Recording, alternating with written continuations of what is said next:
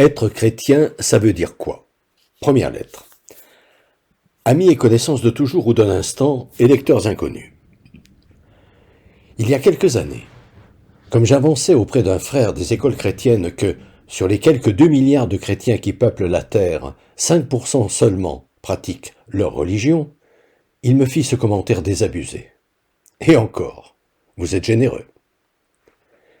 Réflexion qui m'amena à mieux regarder et écouter autour de moi, notamment ceux qui trouvent menacée la civilisation occidentale chrétienne et s'en inquiètent. Regard et écoute qui me firent découvrir un fait assez surprenant.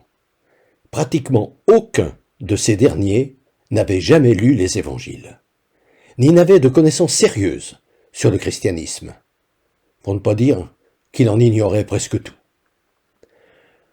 En effet, notre savoir en la matière se limite en général à avoir entendu dire qu'un personnage, Jésus, dont c'est à peine si l'on sait qu'il a été l'un des principaux fondateurs de la civilisation occidentale, qui a vécu il y a 2000 ans, a enseigné des choses bien sympathiques sous forme de paraboles, qu'il a été crucifié, on ne sait trop pourquoi.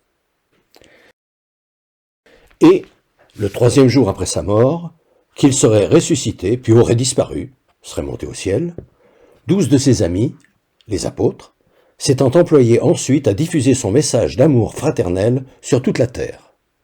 Voilà pour l'essentiel.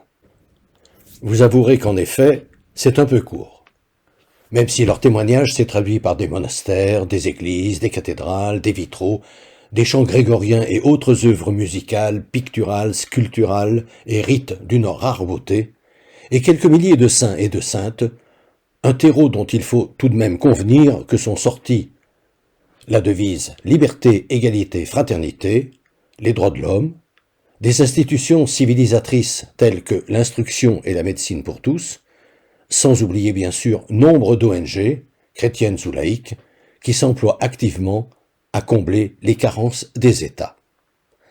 Mais ce christianisme-là, dont on ne retient que les aspects extérieurs, historiques, dogmatiques, cultuels et culturels, est-il bien ce que son fondateur voulait vraiment?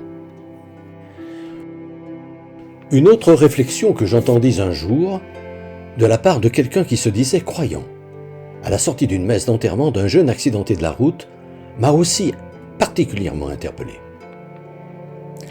Alors que le corps du jeune décédé était là, dans son cercueil, les membres de sa famille et ses amis n'avaient eu cesse de se relayer pendant l'office religieux pour lui parler, témoignant ainsi, pensais-je, que, si son enveloppe était morte, pour eux, il était toujours vivant.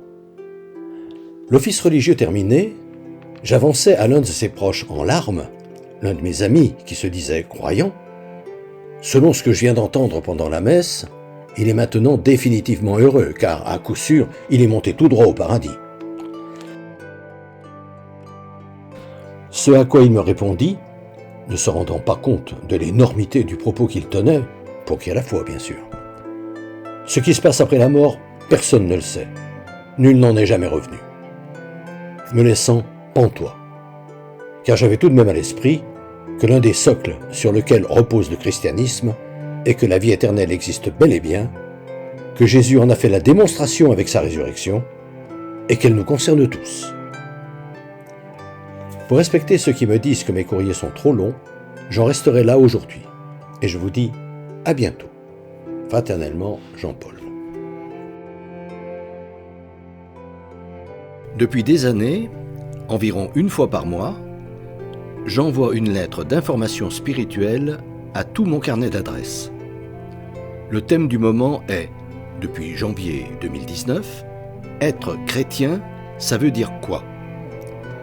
Si ce sujet vous intéresse, n'hésitez pas à me transmettre votre mail, en vous contentant d'indiquer auditeur YouTube, vos noms et prénoms, et éventuellement votre numéro de téléphone si vous souhaitez me parler.